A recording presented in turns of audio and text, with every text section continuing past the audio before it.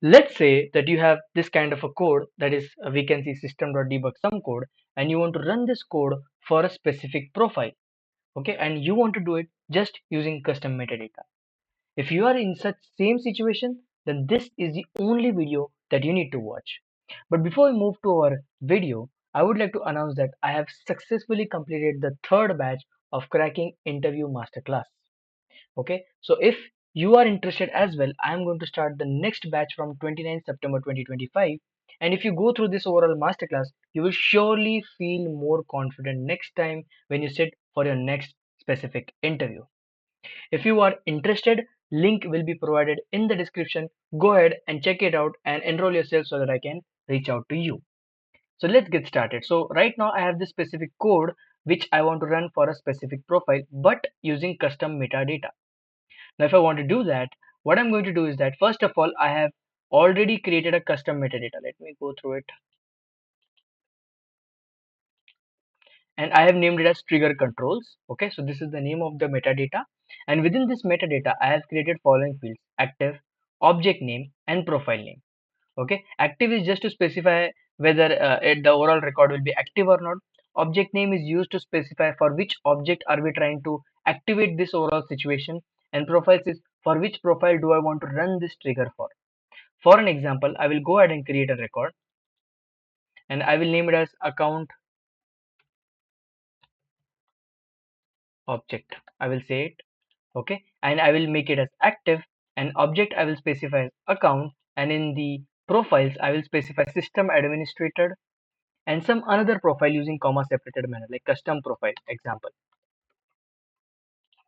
Okay, so here if you see at this record right now, what I'm trying to do over here is that I have specified the object for which I want to run this overall code, and profiles also for which I want, like the mentioned profiles over here, for which I want to run this overall logic. Okay, so the logic is nothing but this. Okay, it can be any logic as you need. Okay, but this is the code that I want to run for based on this metadata that I have. Okay, so let me open it in the new tab and let me go back. Okay, yeah. So first of all, let's try to write a method like public. I will say as boolean. I'll say profile check method. Okay, and the parameter that I'm going to take is object name, because object name can change frequently from one trigger to another trigger. So first thing, I will go ahead and query the metadata that I have.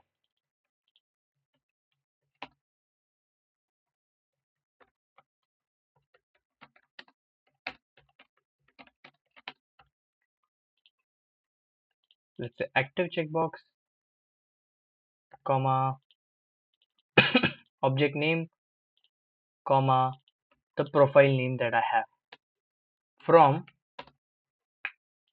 the metadata, where object name equals to the one that is specified inside the parameter, and active checkbox that we have equals to true. Okay, so basically we are trying to query the metadata. Okay, I will try to divide this overall query like this so that you can see it at once. So I have queried this metadata right now, and for sure, okay, at a time we will have only one such record whose object name is, let's say, account and is active. Okay, you don't usually, you have to make sure that you don't have duplicate records with object name as account and something else. Okay, so you just have a unique record always. So let's say once you have this kind of metadata or the data that you have retrieved, next things what I need to do is I need to get the profile names out of it. Okay, so I will say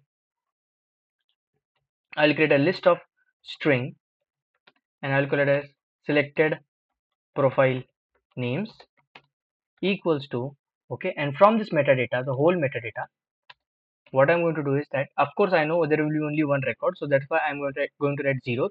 Okay, we have to make sure that there is a unique record for every object, and from there I'm going to take the profile names and I'm going to split it by comma. Okay, so I'll split it based off commas.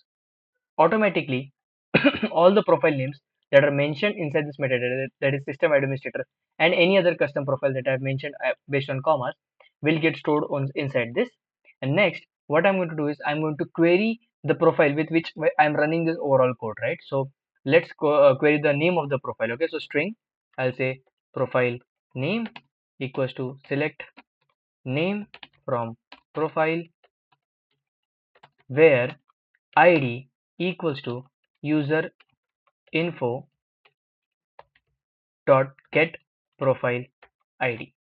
Okay, so this is the actual function given by Salesforce itself, where which will basically give you the profile id of the running user. Okay, so whoever is trying to run this trigger, you will get the profile id of that person, and from that I just want the name, right? So I will just write dot name. So using this, I am going to get the current user's profile name. Okay, so my next task comes into the picture is that I want to check if within this list is the running user profile there inside this list or not. Okay, if that's true, then I'm going to return true over here, or else I'm going to say return false over here. Okay, so if this condition is not satisfied, I will say false. So here what I'm trying to check over here is that, see, I'm trying to get all the profiles which are inside that field, and then I'm trying to query the current user's profile, and I'm trying to check whether this list contains the profile which I'm trying to run with. Okay, the user run with. If that's true, then it's going to return true, or else it's going to return the false. Okay, so you can run this code right now. If profile check, and you will pass the object name over here, account, and I will run the code over here. I'll say some code, I'll say with access, and I will say else. If that's not true, I just want to print something more, that is system.debug not proper user, something like that. Okay, so right now let's go ahead and try to run this trigger, okay, by updating something, because it's in after update. And then if I'm as actually currently I'm running it as a system administrator, and that profile is also mentioned inside my metadata. So if I try to run this code or try to do any update inside the account, and if I run it in the debug, I should be able to see some code with access. Okay, if this overall code is running perfectly fine or not, then so you can see some code with access. So now if I go and just remove my profile within the mentioned metadata,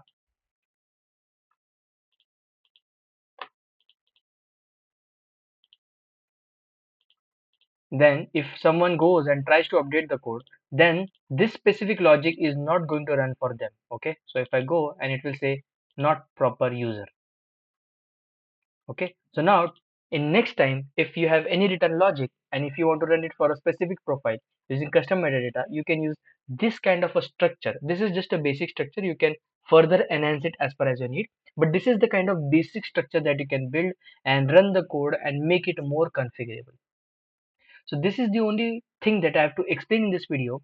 If you found this video helpful, I request you to please like this video and do subscribe to my channel.